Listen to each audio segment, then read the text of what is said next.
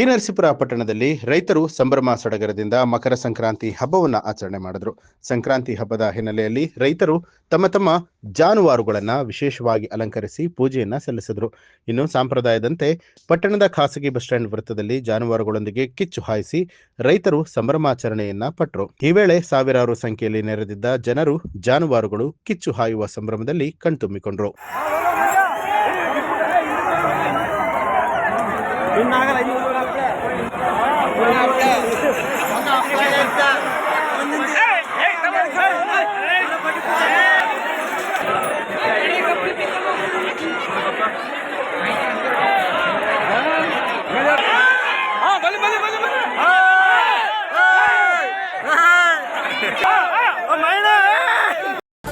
News alert ನಿಮ್ಮಿಂದ ನಿಮಗಾಗಿ.